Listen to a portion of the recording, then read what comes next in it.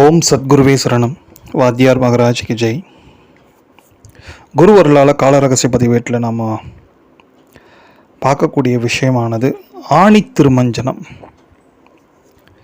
இதோட விளக்கங்கள் பார்த்துட்டிங்கன்னா நம்ம விரத மகிமா 5 என்ற ஒரு சிறிய புத்தகத்தில் நிறைய இருக்கும். இந்த அகஸ்திய விஜயம் சம்பந்தப்பட்ட புத்தகம் இது. புதுசாக இதை கேட்கக்கூடிய அடியார்கள், சிவனடியார்கள், பக்திமான்கள்லாம் கூட அந்த மாதிரி அந்த புத்தகத்தை வாங்கி அதில் இருக்கக்கூடிய விளக்கங்களை பூஜையாக செயல்பட்டு பலன்கள் அடைவது ரொம்ப உத்தமமாக இருக்கும். அந்த புத்தகத்தில் ரொம்ப விசேஷமாக சொல்லக்கூடிய விஷயங்கள் பார்த்துட்டிங்கன்னா, இந்த பாத பூஜை, அதாவது பெற்றவங்களுக்கு குழந்தைங்க, அவங்க பிள்ளைங்க இருக்காங்க இல்லையா, அந்த பெற்றவங்களுக்கு பாத பூஜை அண்டு கணவனுக்கு மனைவி பாத பூஜை பண்ணுறது, இந்த மாதிரி பாத பூஜை பண்ணுறதுக்கு ரொம்ப உகந்த ஒரு நாளாக ஆணி திருமஞ்சனத்தை வாத்தியார் குறிப்பிடுறாரு. அதனால் பலவிதமான சங்கடங்கள் நிச்சயமாக தீரும். ஏன்னா பெற்றவங்க மனம் குளிர வைக்கிறது ஒரு பெரிய தவம் அது இந்த கலிகாலத்தில். அதனால் அவங்க மனம் குளிர வைக்கணும், அவங்களுக்கு பிடிச்ச மாதிரி ஓரளவுக்கு நிச்சயமாக நடந்துக்கணும். குறிப்பிட்ட இந்த மாதிரி காலங்களில், நாட்களில் அவங்களுக்கு பாத பூஜை பண்ணி அவங்களோட ஆசீர்வாதத்தை பெறணும். அதே மாதிரி இந்த கணவன் மனைவி இடையே, மனைவி நித்தியபடி மாதத்தில் ஒரு நாளாவது நிச்சயமாக, அப்படின்னா நிதமும் பண்ணுறது ரொம்ப உத்தமம். அப்படி இல்லைன்னா மாதத்தில் ஒரு நாளாவது உத்தமமான, குறிப்பாக ஏகாதசி போன்ற காலங்கள், அப்புறம் இந்த மாதிரி விசேஷமான காலங்கள், ஆணி திருமஞ்சனம் போன்ற காலங்களில் கணவனுக்கு பாத பூஜை பண்ணுறதுனால கணவனோட ஆயுளும் விருத்தியாகும். ப்ளஸ் இந்த அம்மா இருக்காங்களே மனைவி, இவங்களுக்கு இருக்கக்கூடிய நோய் நொடிகள் அனைத்துமே விலகும். அப்பேற்பட்ட 2 பேருக்குமே ஒரு விசேஷமான ஒரு அனுகிரகத்தை தரக்கூடியது அந்த பாத பூஜை. இதோட விளக்கங்கள் நிறைய இருக்கும், ஒரு 4-5 பக்கத்துக்கு இருக்கும். நீங்கள் அந்த புத்தகத்தை எடுத்து பார்த்துக்கலாம்.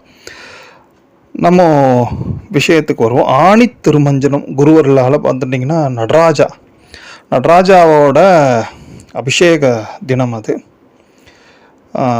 சிதம்பரம் கோயில் என்றால் சிதம்பரம்ன்றாங்க இல்லையா, அதில் சிதம்பரத்தில் 2 தேர், 2 வருடத்தில் 2 வாட்டி தேர், 2 விசேஷமான பெரிய அபிஷேகம், அதில் தரிசனம். அது பார்த்துட்டிங்கன்னா ஒன்று மார்கழியில் வரக்கூடிய திருவாதிரை, இன்னொன்று ஆணி.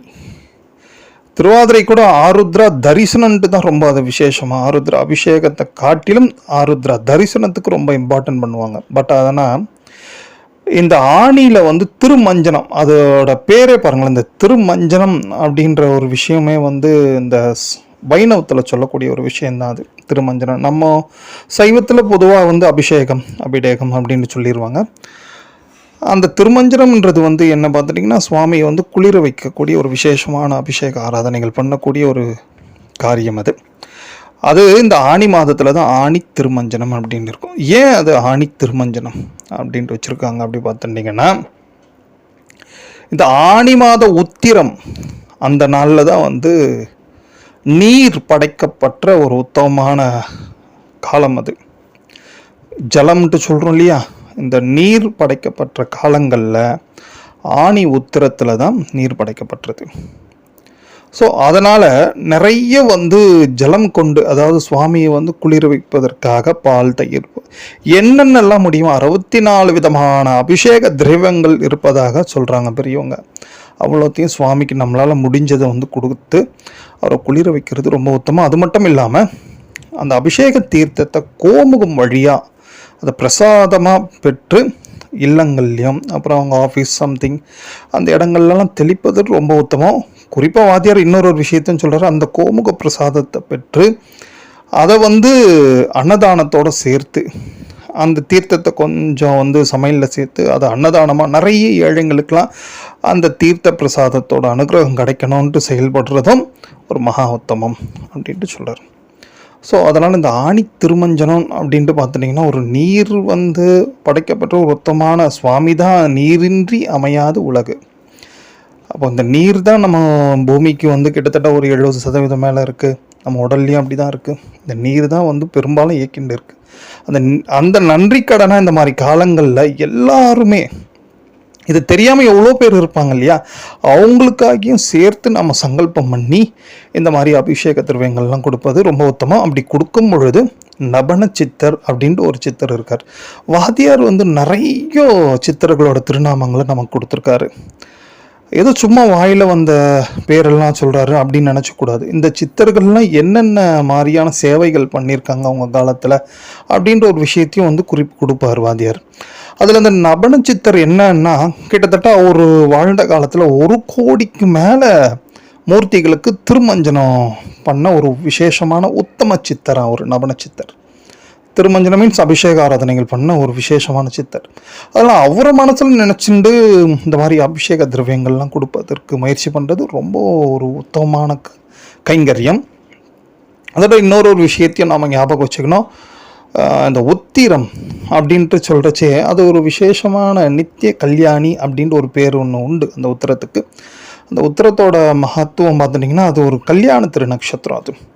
அதெல்லாம் வாத்தியார் ஒரு விஷயத்தை குறிப்பிடுறாரு. என்ன பண்ணலாம் அப்படி பார்த்தாச்சுன்னா, தான தர்மங்களில் இந்த புதுசாக கல்யாணமான ஏழை தம்பதிகள் ரொம்ப நியர் ஒரு மாதமோ 2 மாதமோ 3 மாதம் அந்தக்குள்ள திருமணமான ஏழை தம்பதிகள் அவங்களுக்கு தேவையான பண்ட பாத்திரங்கள், அதாவது ஒரு வாரத்துக்கு தேவையான மளிகை சாமான்கள் அப்படி இல்லாமல் அவங்க ஓரளவுக்கு அது சஸ்டெயினாக ஓரளவுக்கு ரொம்ப நாள் உபயோகப்படுத்துகிற மாதிரி பண்ட பாத்திரங்கள், தட்டுமுட்டு சாமான்கள் எது முடிஞ்சது ஒரு கூடையாவது வாங்கி கொடுங்கப்பா அப்படின்ட்டு தான் சொல்கிறாரு. அந்த மாதிரி கொடுக்கறது ரொம்ப ஒரு உத்தமமான தான தர்மங்களாக இந்த ஆணி திருமஞ்சத்தில் ஒரு விசேஷம் ஒன்று உண்டு.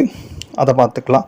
ப்ளஸ் இந்த ஆணி திருமஞ்சனத்தில் நாம் அபிஷேக திரவியங்கள் வாங்கி கொடுத்துட்டு சுவாமியை தரிசனம் பண்ணுறதுனால இன்னொரு விசேஷமான ஒரு பலன்கள் ஒன்று உண்டு. அது என்னன்னு பார்த்துட்டிங்கன்னா, நிறைய பேர் அவங்க ஒரு சில குடும்பங்களில் மனைவி ஏதேனும் ஒரு நோய்வாய்ப்பட்டு இருக்கலாம், இல்லைனா ஒரு நோய் சம்பந்தப்பட்ட சங்கடத்தில் இருக்கலாம். அதை நினச்சி ரொம்ப ஃபீல் பண்ணுற எவ்வளோ உத்தமமான கணவன்மார்கள்லாம் இருப்பாங்க இல்லையா, அவங்களுக்கு நல்ல ரெமிடி கிடைக்கக்கூடிய ஒரு விசேஷமான காலங்களில் இந்த ஆணி திருமஞ்சனம் ஒன்று. ஸோ நடராஜாவோட இயக்கம்தான் ஒட்டுமொத்த பிரபஞ்சமே வாத்தியார் அதை குறிப்பிடுறார். நடராஜா அவர் இடைவிடாத பண்ணக்கூடிய அந்த நாட்டியத்தோட விஷயங்கள் தான் நம்ம இத்தனை ஜீவன்கள், கோடான கோடி ஜீவன்கள், கோடான கோடி நட்சத்திரங்கள் எல்லாமே. ஸோ அதனால் நடராஜாவை உணரணும் அப்படின்றது எல்லாருக்கும் தோணக்கூடிய ஒரு விஷயம். நடராஜா உணரணும் அப்படின்னா 2001 அகஸ்திய விஜயம் என்ற ஒரு ஆன்மீக மாத இதழில் கடைசி 50வது பக்கத்தில் ஜூன் மாதம் நினைக்கிறேன், கரெக்ட், ஜூன் மாதம் அகஸ்திய விஜயம் 2001 அந்த 50வது பக்கத்தில் நடராஜாவோட விசேஷங்கள்லாம் உண்டு. அதை படித்தாலே போதும், நடராஜாவோட சிதம்பர ரகசியமே குருவர்களால் நாம் உணர்ந்துக்கலாம் அப்படின்ற ஒரு விஷயமும் வாத்தியார் குறிப்பிட்டு கொடுத்துருக்காரு. ஸோ அதனால் இந்த மாதிரி நிறைய இது இன்னும் அப்படி நீண்டுண்டே போவோம். அதனால் இந்த அபிஷேகம் எவ்வளோ முக்கியமான ஒரு நாள் ஆணி திருமஞ்சனம்ன்றது அதை நம்ம உணர்ந்து நம்மளால் முடிஞ்ச அளவுக்கு எவ்வளோக்கு எவ்வளோ பண்ணுறது மட்டும் இல்லாமல் அது சங்கல்பம் எப்படி இருக்கணும்னா, ஒட்டுமொத்த இந்த உலகத்துக்கு உள்ள எல்லா உயிர்களுக்கும் அந்த சங்கல்பம் இருக்கிறது இன்னும் உத்தமமாக இருக்கும். ஏன்னா இந்த அபிஷேக பலன்கள் எல்லா உயிர்களையும் சென்றடையட்டும் அப்படின்ற ஒரு விசேஷமான சங்கல்பத்தோட குருவர்களால் நாம் இந்த ஆணி திருமஞ்சனத்தை கொண்டாடுவோம். ஓம்.